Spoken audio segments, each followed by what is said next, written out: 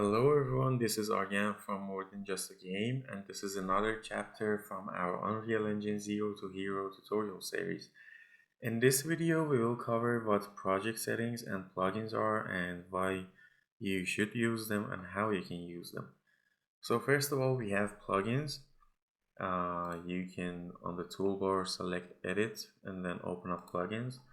Right over here, you would see the plugins that you have installed maybe from the marketplace, from the Fab marketplace, or are built in the engine.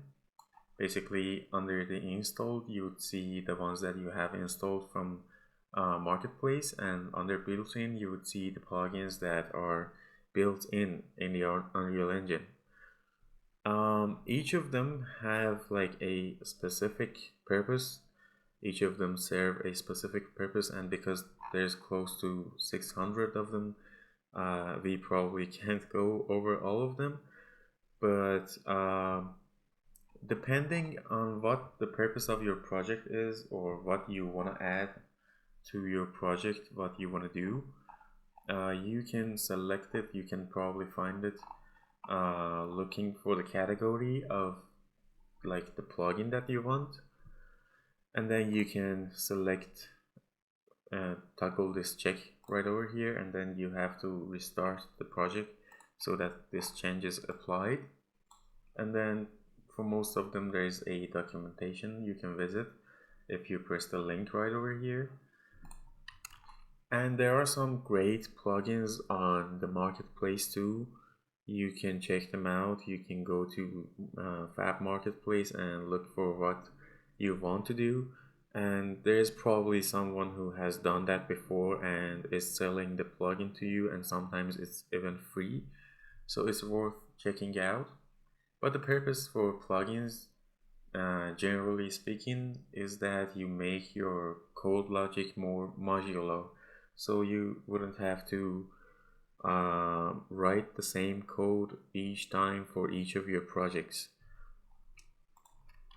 So just an example of what that means is that you may have a project that communicates with a server, sends some data to server, receives some data from the server, and maybe the code is too much. Maybe the code could be thousands of lines of code, or many blueprint classes if you're using blueprints. And then you are going to create another project that you need the same thing to happen in that project too. If you haven't made your code into a plugin, you would basically have to either copy that code from this previous project to the new project, or you would have to rewrite the code entirely. But if you have made it into a plugin, you can just import that plugin into your project, into your new project, and start using the functions you have already made previously. This is basically the purpose of creating and using plugins. And if you want to create a new plugin, this is where you should be looking for it. And this is in C++, not blueprints anymore. And it's a more advanced topic, and it's something for later, not today. Then we have settings for your project. We have actually two types of settings. One is editor preferences. The other is project settings. Project settings are specific to this project. So for example, you may want to change the supported platforms for this project specifically. You may want to make this project Android only, so you would uncheck all of these. You may want to make another project Windows only, so you only check this one. And there's again a lot of project settings. This list right over here is just the list of like categories of project settings you can apply. So if you go under this, you would see a lot of settings. So this is specific to what you want to do and what you want to change. Is it related to like texture encoding? You may have to go right over here and look for the settings that you want. Is it network related? You may have to go right over here. So yeah, this can't be completely covered in one video, and it doesn't make sense to do that. So it's basically better you look for your settings depending on what you're looking for. But some more generic project settings that probably apply for all projects is like maps and modes. This would say the default game mode that your project is going to use, and then all of your maps would by default use this game mode. And if you want to change the game mode in one specific map, you would have to change it here. You would set it to another game mode in the word settings of that map. And then you have your editor startup map. This is the map that would open up when you open the project. You have your game default map. This is like maybe your main menu map.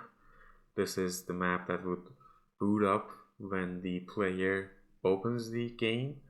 And then some more generic settings that you may or may not want to use. And then there's the game instance that you want to use. This is also something that exists in all your maps. You cannot change it. You can have just one game instance class in your project. You can change it map by map. And what game instance is and how it will be used, what the purpose of it is again another topic for another time. And then we have editor preferences. These are specific to this version of this installation of Unreal Engine that you have. So if you change your editor preferences here, it would be applied to your other projects using Unreal Engine 5.4, because this is Unreal Engine 5.4 that I'm using right now. And there are again a lot of settings you can apply, but these do not have much to do with the game logic and how you get your game would play out. But you can change stuff like shortcut keys, like pressing this key and that key together would do that. So for example, by default, Control D is used for duplicating a code or a variable or something, but you can change it here. As you can see under General, you would see keyboard shortcuts right over here, and this is all the shortcuts that already exist, or there's no binding for some of them. So for adding blend pin in animation graph, there's no binding, but if you want to use this action a lot, like adding blend pins a lot, you could just add a binding to it, and you can again see what sort of bindings by default exist in the engine. These would be the ones that are already filled, like saving is Control S, saving as is Control Alt S, and basically stuff like that. So this is like the general purpose of editor preferences. And again, under each category, there is a lot of settings that you can apply. This is all about plugins, editor preferences, and project settings. If you have any more questions about any of them, feel free to ask in the comments and have fun.